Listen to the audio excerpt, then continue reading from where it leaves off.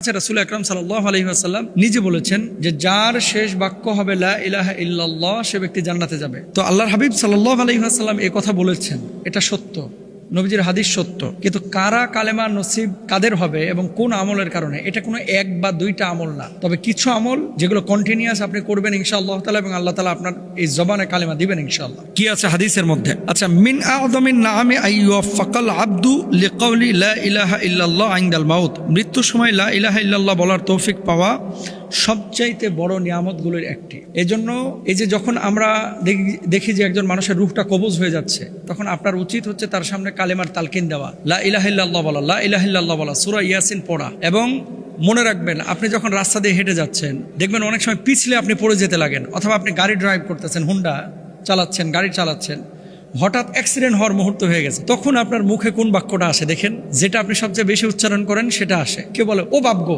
ও মা গো, ইন্না লিল্লাহ, লা ইলাহা ইল্লাল্লাহ। আপনি যেটা উচ্চারণ করেন সেটাই কিন্তু আসে। ধরেন পিছলে পড়ে যাচ্ছেন, দেখবেন ওটাই আসে।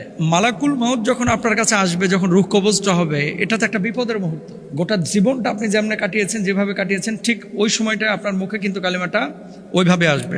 2 নম্বর আমল, মেসওয়াক করা। আসসিওয়াকু মাতহারুন লিল ফামি মারদাতুন লিল রব, মেসওয়াক মুখকে পবিত্র করে এবং আল্লাহর সন্তুষ্ট অর্জনের মাধ্যম। যারা বেশি বেশি মেসওয়াক করেন মৃত্যুর আগে তাদের কালেমা নসিব হয় ইনশাআল্লাহ। হবে আপনারও। মেসওয়াক করেন 5 ওয়াক্ত নামাজের আগে, ওযুর আগে আপনি মেসওয়াক করেন, এটা সুন্নাহ। আল্লাহর হাবিব সাল্লাল্লাহু আলাইহি ওয়াসাল্লাম যখন ইন্তেকাল করছেন, আয়েশা রাদিয়াল্লাহু তাআলা আনহার ভাই আবু বকর রাদিয়াল্লাহু তাআলা আব্দুর রহমান রাদিয়াল্লাহু তাআলা আনহু, তিনি একটা মেসওয়াকের খণ্ড নিয়ে গেটের সামনে দাঁড়ানো। নবীজি ইশারা করলেন এবং আব্দুর রহমানের হাত থেকে মেসওয়াকের একটা খণ্ড নিয়ে এসে আল্লাহর হাবিব সাল্লাল্লাহু আলাইহি ওয়াসাল্লাম যখন রূহ কবজ হবে, দুনিয়া থেকে বিদায় নেবেন তার আগ মুহূর্তে, দাঁত দিয়ে চিবিয়ে দিলেন। আম্মাজান আয়েশা সিদ্দিকা রাদিয়াল্লাহু তাআলা আনহা নিজে মুখ দিয়ে চিবিয়ে দিলেন, দাঁত দিয়ে চিবিয়ে দিলেন, এরপর নবীজির হাতে দিলেন। নবীজির রূহ কবজের আগে মেসওয়াক করলেন। সুবহানাল্লাহ। তো আল্লাহর হাবিব সাল্লাল্লাহু আলাইহি ওয়াসাল্লাম নিজে মেসওয়াক করেছেন, আপনি মেসওয়াক করেন, আশা করা যায় ইনশাআল্লাহ কালেমা নসিব হবে। 3 নম্বর আমল, আফদালুয যিকরি লা ইলাহা ইল্লাল্লাহ, যারা সর্বক্ষণ শয়নে স্বপনে যতক্ষণ জীবিত আছে, উঠায় বসায় লা ইলাহা ইল্লাল্লাহ, লা ইলাহা ইল্লাল্লাহ, লা ইলাহা ইল্লাল্লাহ এভাবে জিকির করে,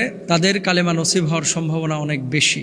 এখন আপনি বলেন যে দিনে কতবার আপনি কালেমা পড়তেছেন? আপনি বলবেন যে হুজুর, মুসলমান যখন হয়েছিলাম মক্তবে হুজুরের কাছে একবার কালেমা পড়ছিলাম, আর জিন্দেগিতে পড়ি নাই। এরকম আল্লাহর ওলিও আছে, মাহফিলে গেলে হুজুরের সাথে কালেমা পড়ে আর পড়ে না, আর মক্তবে পড়ছে। আপনার কিভাবে কালেমা নসিব হবে বলেন না ভাই? এজন্য 3 নম্বর আমল এটা। 4 নম্বর, ইত্তাকুল্লাহ ওয়াজতানিবুল মাআসি লাআল্লাকুম তুফলিহুন, দুনিয়ার সমস্ত গুনাহ থেকে মুক্ত থাকার চেষ্টা করতে হবে, তাহলে কালেমা আপনার নসিব হবে ইনশাআল্লাহ। 5 নম্বর, হাফিযু আলাস সালাওয়াতি ওয়াত্তাবিউ সুন্নাতান নবী সাল্লাল্লাহু আলাইহি ওয়াসাল্লাম, নামাজের হেফাজত করতে হবে এবং নবীজি সাল্লাল্লাহু আলাইহি ওয়াসাল্লাম সুন্নাহ মোতাবেক জীবনযাপন করতে হবে। যারা এভাবে জীবনযাপন করে এদের কালেমা নসিব হবে ইনশাআল্লাহ। এরপরে লাক্কিনু মাউতাকুম লা ইলাহা ইল্লাল্লাহ, মৃত্যু পথযাত্রী যাদের রূহ কবজ হচ্ছে এরকম মানুষের পাশে বসলে আপনি অবশ্যই কালেমার তালকিন করেন।